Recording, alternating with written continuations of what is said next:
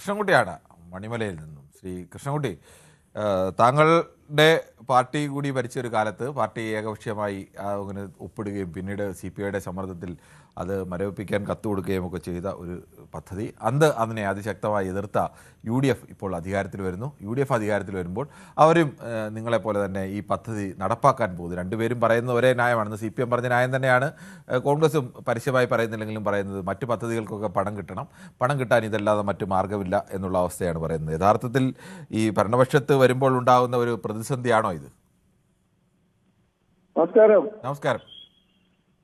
അതായത് സിലബസിൽ വരാൻ സാധ്യതയുള്ള അശാസ്ത്രീയമായ കാര്യങ്ങളും ചരിത്രത്തെ വളച്ചൊടിക്കലും ഒക്കെ ചേർത്തുള്ള ഒരു സിലബസ് നമ്മുടെ കുട്ടികളെ പഠിപ്പിക്കേണ്ടി വന്നെങ്കിലോ എന്നുള്ള ഭീതി കൊണ്ടാണല്ലോ നമ്മൾ ഈ PMC എന്ന പരിപാടി വേണ്ട എന്ന് പ്രതിപക്ഷമായാലും ഭരണകക്ഷിയായാലും എല്ലാവരും പറഞ്ഞുകൊണ്ടിരുന്ന കാര്യം അതാണ്. പിന്നെ അതിനകത്ത് രാഷ്ട്രീയം കലർത്തിക്കൊണ്ട് CPM-നും BJP-ക്കും അല്ലെങ്കിൽ നരേന്ദ്രമോദിക്കും തമ്മിൽ എന്തോ ഡീലുണ്ടെന്ന് പറഞ്ഞ് ആക്ഷേപിക്കാനും അവരെ അവസരം ഉപയോഗിച്ചുമെല്ലാം നമ്മൾ കണ്ടതാണ്. അതിന് പല രീതിയിലുള്ള ചർച്ചകളും നടന്നു. അതിനുശേഷം ഇപ്പൊ സംഭവിച്ചിരിക്കുന്നത് എന്താണ്? ഞങ്ങൾ ഇടതുപക്ഷം ഫൈൻ ചെയ്തുകൊണ്ട് ഇത് നടപ്പിലാക്കിയേ പറ്റൂ എന്നുള്ള രീതിയിലായിരുന്നു ചർച്ചകൾ പോയിക്കൊണ്ടിരുന്നത്. അതേതായാലും 2 ദിവസം കൊണ്ട് പൊളിച്ചു കിട്ടി. UDF-ന്റെ MP-മാർ തന്നെ അത് പൊളിച്ചടുക്കി. അതായത് അവർ തന്നെ കേന്ദ്രത്തിൽ പോയി, പാർലമെന്റിൽ പോയി ചോദ്യം ചോദിച്ചു.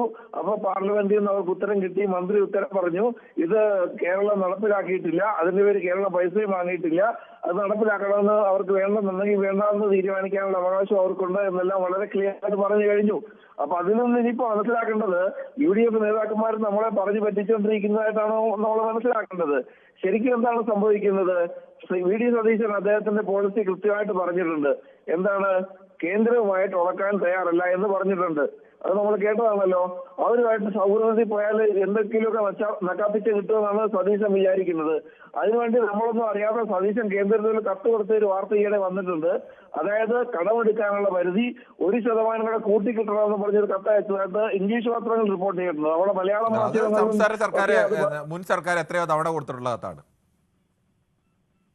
കടമെടുപ്പ് പരിധി കൂട്ടണമെന്നുള്ളത് മുൻ സർക്കാരിന്റെയും ഈ സർക്കാരിന്റെയും എല്ലാം ആവശ്യമല്ല. അതിനകത്ത് രഹസ്യമൊന്നുമില്ലല്ലോ. അന്ന് മുൻ സർക്കാർ കേരളത്തെ കടക്കിണിയിലാക്കി എന്ന് പറഞ്ഞ സതീശൻ ഇതുവരെയായിട്ട് 17,000 കോടി എടുക്കുകയും കടമെടുക്കാനുള്ള കടക്കണ്ണിയുടെ കാര്യം അവിടെ നിൽക്കട്ടെ, ഇതിൽ പറയും.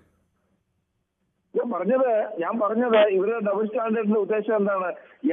ഇപ്പൊ നോക്കൂ, തിരുവനന്തപുരത്താണെങ്കിൽ കോർപ്പറേഷനിൽ ഒരു കോൺഗ്രസ്സുകാരൻ കൂടെ അതല്ല കൃഷ്ണൻകുട്ടി, തിരുവനന്തപുരം കോർപ്പറേഷന്റെ കാര്യം പറയണ്ട. തിരുവനന്തപുരം കോർപ്പറേഷൻ അല്ല നമ്മുടെ വിഷയം. അല്ല, ഞാൻ കോൺഗ്രസിന്റെ വിമതനാണ്. ഞാൻ പറഞ്ഞത് ഈ കോൺഗ്രസുകാരുടെ കൂട്ടത്തിൽ നിൽക്കുന്ന വളരെ നല്ല ശതമാനം ആൾക്കാര് ഒരു പകുതി BJP ആണ്. ആ BJP-ക്കാരെ സന്തോഷിപ്പിക്കാൻ വേണ്ടി, അവരുടെ എന്തെങ്കിലും പിടിച്ചു പറ്റാൻ വേണ്ടി ഇവർ നമ്മുടെ കേരളത്തെ ഒറ്റുകൊടുത്തോണ്ടിരിക്കും. അവർക്കിപ്പോ മഹാത്മാഗാന്ധി ആത്മഹത്യ ചെയ്തതാണോ വെടിവെച്ചതാണോ എന്ന് അറിയേണ്ട ആവശ്യമില്ല. ചാണകത്തിൽ പ്ലൂട്ടോണിയം ഉണ്ടെന്ന് പരിശോധന നടത്തിയാൽ ഇവർക്ക് പ്രശ്നമില്ല. പക്ഷെ നമ്മുടെ കുട്ടികള് അശാസ്ത്രീയമായ കാര്യങ്ങളും ചരിത്രപരമായ കോൺഗ്രസ്സുകാരെ മാത്രം പറയുമ്പോൾ കഴിഞ്ഞ സർക്കാർ ഇതേ വോട്ട് ബാങ്ക് തന്നെ ലക്ഷ്യമിട്ടല്ലേ ഈ ശബരിമല അയ്യപ്പ സംഗമവും യോഗി ആദിത്യനാഥിന്റെ കത്തുവായനയും ഒക്കെ നടത്തിയത്. എല്ലാവരും വോട്ട് നോക്കി അത്തരം ചില അജണ്ടകളൊക്കെ ഏറെയും കുറഞ്ഞ് നടത്തിയിട്ടുണ്ട്. ചിലർക്ക് അളവ് കൂടി കാണും, മറ്റൊരു അളവ് കുറച്ച് കാണും.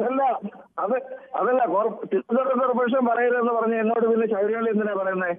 തിരുവനന്തപുരം കോർപ്പറേഷന്റെ താങ്കളെ കോൺഗ്രസ് മാത്രമാണ് ചെയ്തതെന്ന് പറഞ്ഞുകൊണ്ടാണ് പറഞ്ഞത്. താങ്കൾക്ക് വിഷയം മാറ്റാമെങ്കിൽ എനിക്ക് വിഷയം മാറ്റാം. നമുക്ക് വിഷയം മാറ്റാതെ തന്നെ ഇത് മുന്നോട്ട് പോവാം. ഇവരുടെ ഉദ്ദേശം ഇവരിപ്പം BJP-ക്കാർ പറഞ്ഞിരുന്നത്, സുരേന്ദ്രൻ പറഞ്ഞത് ഈ PMC പദ്ധതി മുസ്ലിം ലീഗിന്റെ മന്ത്രിയെ നടപ്പിലാക്കുമെന്നാണ് വെല്ലുവിളിച്ചത് പിന്നെ സുരേന്ദ്രൻ. അതവരെ കൊണ്ട് ഇനിയിപ്പോ ആകെ ബാക്കിയുള്ളത് മുസ്ലിം ലീഗുകാരെ കൊണ്ട് എന്നാണ് ജയശ്രീരാം വിളിപ്പിക്കുന്നതും കൂടെ അറിയാനുള്ളൂ. അത്രയ്ക്ക് മോശമായിട്ടാണ് ഒപ്പിട്ടത്. പിണറായി വിജയൻ മുഖ്യമന്ത്രി ആയിരിക്കും,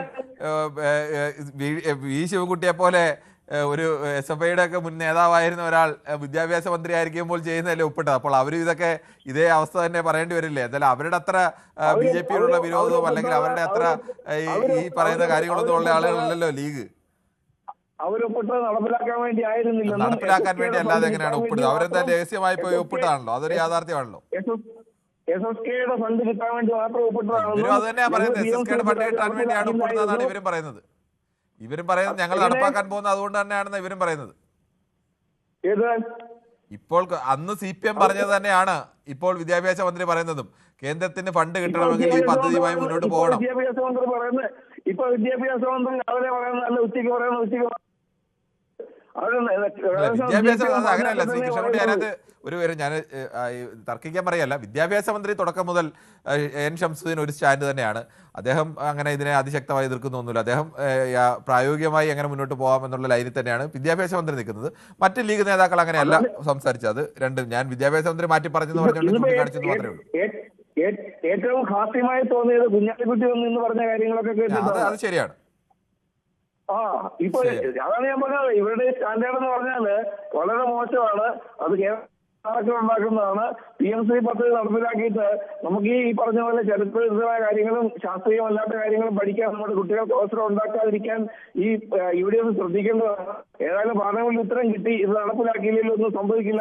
അത് നടപ്പിലാക്കിയില്ലെങ്കിൽ പാർലമെന്റിൽ ആ ഉത്തരത്തിൽ യഥാർത്ഥത്തിൽ വലിയ കാര്യമൊന്നുമില്ല. ഒരു സർക്കാരിന് പറയാൻ കഴിയില്ല ഞങ്ങളുടെ ഇന്ന പദ്ധതി നടപ്പാക്കില്ല, അടുത്ത പദ്ധതി കൊടുക്കില്ല എന്നുള്ളത്. പക്ഷേ പ്രാക്ടിക്കലായി വരുമ്പോൾ അവരുടെ ഒരു പദ്ധതി നടപ്പാക്കി. കഴിഞ്ഞ സർക്കാരിനും അങ്ങനെ തന്നെയായിരുന്നു. കഴിഞ്ഞ സർക്കാരിന് SSKയുടെ ഫണ്ട് കിട്ടാൻ വേണ്ടി തന്നെയാണ്. SSKയുടെ ഫണ്ട് കിട്ടിയില്ലെങ്കിൽ മുന്നോട്ട് കൊണ്ടുപോകാൻ കേരളത്തിലെ വിദ്യാഭ്യാസ സമ്പ്രദായം മുന്നോട്ട് കൊണ്ടുപോകാൻ കഴിയില്ല. അതുകൊണ്ട് PM ശ്രീയിൽ ഒപ്പിട്ടു എന്നാണ് കഴിഞ്ഞ സർക്കാർ പറഞ്ഞത്. അതിലേറെക്കുറെ ഒരു പ്രാക്ടിക്കൽ വശത്തിൽ, ഒരു പ്രായോഗിക വശത്തിൽ യാഥാർത്ഥ്യമുണ്ട്. അത് തന്നെയാണ് ഈ സർക്കാരും പറയുന്നത്. കഴിഞ്ഞ സർക്കാർ ഒപ്പുകയും പിന്നെ അതുകൊണ്ട് അത് മരവിപ്പിക്കുകയും ചെയ്തത്. ഇനിയിപ്പോ അത് കേരളത്തിന് ബൈൻഡിങ് അല്ല എന്നുള്ള വളരെ ക്ലിയർ ആണ്. കേന്ദ്രത്തിൽ നിന്ന് ഒരു ബൈൻഡിങ് അല്ല എന്നൊന്നുമില്ല, ബൈൻഡിങ് തന്നെയാണ്. നമുക്ക് സമയം അവസാനിക്കാൻ ശ്രീ രാധാകൃഷ്ണനാണ് ചാത്തന്നൂരിൽ നിന്നും. ശ്രീ രാധാകൃഷ്ണൻ, താങ്കൾക്ക് വേഗത്തിൽ പറയാം. ശ്രീ കിരൺ, ജനങ്ങൾ വോട്ട് ചെയ്യുന്നത് ഓരോ ഗവൺമെന്റുകൾ മാറി വരുമ്പോൾ ഗവൺമെന്റുകൾക്ക് ഓരോ ഐഡിയോളജി ഉണ്ട്. അത് BJPയുടേതും ഇടതുപക്ഷത്തിന്റെയും കോൺഗ്രസിന്റെയും വ്യത്യസ്തങ്ങളാണ്. കോൺഗ്രസിനെ കുറിച്ച് പറയുമ്പോൾ അവർക്ക് യാതൊരു ഐഡിയോളജിയും ഇല്ലാത്ത ഒരു സർക്കാരാണെന്ന് VD സതീശൻ ഗവൺമെന്റ് ഇതിനോടകം തെളിയിച്ചു കഴിഞ്ഞു. അവര് UDF സർക്കാർ അഹോരാത്രം ഇതിനെ വിമർശിച്ച്, LDFനെ വിമർശിച്ച്, ഒരുപക്ഷെ ഒരു സമയത്തെങ്കിലും LDFിലെ CPM അല്ലെങ്കിൽ മന്ത്രി V. ശിവൻകുട്ടിയുടെ അടക്കം മനസ്സ് ചഞ്ചലപ്പെട്ടു പോയി സമ്പത്തിന്റെ പേര് പറഞ്ഞപ്പോൾ. അതിനെ CPI തിരുത്തി അത് വേണ്ടെന്ന് വെച്ച് ഒപ്പിട്ടില്ല എന്ന് ഇന്നലെ പാർലമെന്റിൽ കേന്ദ്രമന്ത്രി തന്നെ അത് വിശദീകരിച്ചു. PM ശ്രീ ഒപ്പിട്ടിട്ടില്ല എന്നുള്ള അങ്ങനെ ഒപ്പിട്ടിട്ടില്ല എന്നല്ല പറഞ്ഞത്. നമുക്ക് സമയം അവസാനിക്കുന്നതുകൊണ്ടാണ്. കരാർ ഒപ്പിട്ടത് തന്നെയാണ്. പിന്മാറണമെങ്കിൽ പിന്മാറാൻ. മോഹനാണ് ചോറ്റാനിക്കരയിൽ നിന്ന്. ശ്രീ മോഹനൻ, താങ്കൾ വേഗത്തിൽ പറഞ്ഞോളൂ, 30 സെക്കൻഡ്. നമസ്കാരം കിരൺ. നമസ്കാരം. നമ്മളെ കേരളം താങ്ങാനാവാത്ത കടത്തിൽ നിൽക്കുന്ന വിവരം LDFിനും അറിയാം, UDFിനും അറിയാം.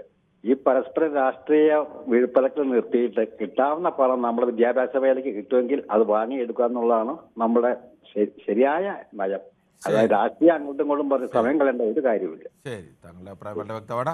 വ്യത്യസ്തമായ അഭിപ്രായങ്ങളാണ് പ്രേക്ഷകരുടെ ഭാഗത്തു നിന്നുണ്ടായത്. പക്ഷേ അതിലെല്ലാം പ്രധാനം എന്ന് പറയുന്നത് പ്രതിപക്ഷത്തായിരിക്കുമ്പോൾ പ്രതിപക്ഷത്ത് നിൽക്കുന്നവർക്ക് ഭരണപക്ഷത്തെ ഏത് തരത്തിലും എതിർക്കാം. പക്ഷേ നാളെ നമ്മൾ ഭരണത്തിലേറിയാൽ അതിൽ നമ്മൾ എന്ത് നിലപാട് സ്വീകരിക്കും, അന്ന് പ്രായോഗികമാണോ ഇങ്ങനെ ഒരു നിലപാട് എന്നുള്ള കാര്യങ്ങൾ കൂടി പലപ്പോഴും പ്രതിപക്ഷത്തിരിക്കുന്ന സംസാരിക്കുന്നവർ ഏത് പാർട്ടിയാലും ശ്രദ്ധിക്കേണ്ടത്. അല്ലെങ്കിൽ നാളെ നിങ്ങൾ ഭരണത്തിൽ വരുമ്പോൾ, അതിന് ഏത് പാർട്ടി ആയിക്കോട്ടെ ഭരണത്തിൽ വരുമ്പോൾ അവർക്ക് നേരെ ചോദ്യങ്ങൾ ഉയരും. നിങ്ങൾ ഇന്നലെ ഇതാണോ പറഞ്ഞത് എന്നുള്ളത്. പണ്ടൊക്കെ ആയിരുന്നെങ്കിൽ പത്രങ്ങളിലെ വാർത്തകൾ മാത്രമായിരുന്നു കാണിക്കാൻ. ഇപ്പോഴതല്ല. നിങ്ങളുടെ എല്ലാം ദൃശ്യങ്ങൾ, നിങ്ങളുടെ എല്ലാ ശബ്ദം സഹിതം എല്ലാ ചാനലുകളിലും, ചാനലുകൾ മാത്രമല്ല എല്ലാ യൂട്യൂബ് പ്ലാറ്റ്ഫോമുകളിലൊക്കെ ഏത് സാധാരണക്കാരനും ലഭ്യമാണ്. അതുകൊണ്ട് തന്നെ നിങ്ങളുടെ വാക്കുകൾ നാളെ നിങ്ങളെ തിരിഞ്ഞു കൊത്താതിരിക്കണമെങ്കിൽ ആ ജാഗ്രത ഭരണപക്ഷത്തായാലും പ്രതിപക്ഷത്തായാലും ഇരിക്കുമ്പോൾ രാഷ്ട്രീയ പാർട്ടി നേതാക്കളൊക്കെ കാണിക്കണം. അല്ലെങ്കിൽ നാളെ ഇതുപോലെയുള്ള ചോദ്യങ്ങൾ ഓരോരുത്തരും നേരിടേണ്ടി വരും. എന്തായാലും കൂടുതൽ വാർത്തകൾക്ക് News 18 Keralam YouTube channel subscribe ചെയ്യുക.